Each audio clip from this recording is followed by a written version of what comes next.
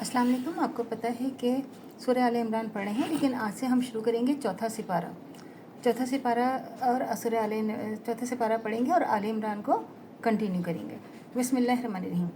ऐसे लोग तो पक्के गुमराह हैं। यकीन रखो जिन लोगों ने कुफ्र इख्तियार किया, कुफ्र ही की हालत में जान दी, उनमें से कोई और अगर आपको सज़ा से बचाने के लिए रोए और ज़मीन भर कर भी सोना फ़िदिये भी में दे तो उसे कबूल ना किया जाएगा।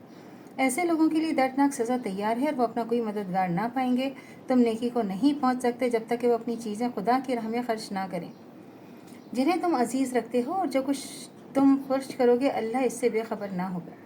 और खाने की ये सारी चीज़ें शरीयत मोहम्मदी सल्लल्लाहु अलैहि वसल्लम में हलाल हैं, बनी इसराइल के लिए भी हलाल थीं। अलबत्ता बाज़ चीज़ें ऐसी थीं जिन्हें तौरात के नाजिल किए जाने से पहले इसराइल ने खुद अपने ऊपर हराम कर लिया था। तो इनसे कहो, अगर तुम अपने एतराज़ में सच्चे हो तो लाओ तौरात और पेश करो इसकी कोई इबारत। इसके बाद भी कोई जो लोग अपनी झूठी घड़ी हुई बातें अल्लाह की तरफ मंसूब करते हैं तो वही दर हकीकत जालिम है। कहो, अल्लाह ने जो कुछ फरमाया है सच फरमाया है, बेशक जो अल्लाह ने फरमाया है बेशक है, और वही होकर रहेगा। जो हमारे नबी ने फरमा दिया, जो हमारे अल्लाह ने कह दिया, वही होकर रहेगा।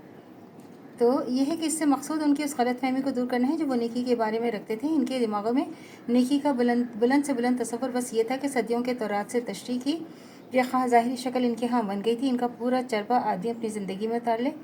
उनके उलमा के क़ानूनी मशगाफियों से जो एक लंबा चौड़ा फ़क़ी निज़ाम बन गया था, इसके मुताबिक रात दिन ज़िंदगी के छोटे छोटे ज़मनी व फरी मामलात की नापतोल करता रहे। तो यहूदियों के बड़े बड़े दीनदार लोग तंगदिली, हरिस, बगल, हक पोशी और हक फरोशी का युद्ध छुपाए हुए थे, और राय आम इनको नेक समझती थी। इस गलत फहमी को दूर करने के लिए इन्हें बताया जा रहा है कि नेक इंसान होने का मकाम उन चीज़ों से बालातर है जिसको तुमने मदार खैर व सलाह समझ रखा है। नेकी की असल रूह खुदा की मोहब्बत है। ऐसी मोहब्बत की रज़ाए इलाही के मुकाबले में दुनिया की कोई चीज़ अजीज़ तर ना हो। जिस चीज़ की मोहब्बत भी आदमी के दिल पर इतनी गालिब आ जाए कि वो इसे खुदा की मोहब्बत को कुर्बान ना कर सकता हो, बस वही बुत है।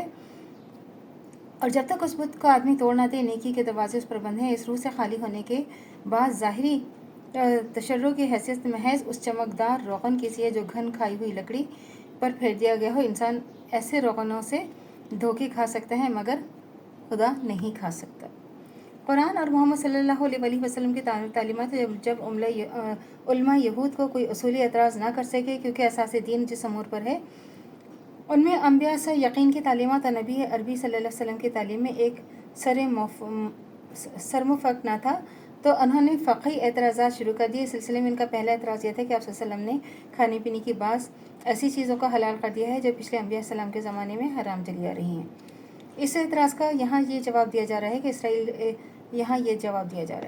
और इसराइल से मुराद अगर बनी इसराइल लिए जाएँ तो मतलब ये होगा कि नज़ूल तौरात से क़ब्ल बाज़ चीज़ें बनी इसराइल ने महज रस्मन हराम करार दे ली थी, और अगर इससे मुराद हज़रत याक़ूब अलैहिस्सलाम लिए जाएँ तो इसका मतलब ये होगा कि आज जनाब ने बाज़ चीज़ें से तबई किराहत की बिना पर या किसी मर्ज़ की बिना पर एहतराज़ फरमाया था। इनकी औलाद ने बाद में इन्हें ममनू समझ लिया।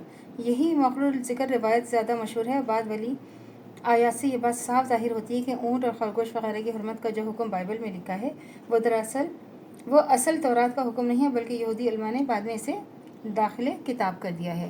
तो अल्लाह से दुआ करनी चाहिए जो हमारी ईमानी मर्तबा तो कायम दायम रहे। खात्मा बिल खैर ईमान पर हो। इजाज़त दीजिए। अल्लाह हाफ़िज़। मेरे चैनल को लाइक कीजिए, शेयर कीजिए, सब्सक्राइब कीजिए। शुक्रिया।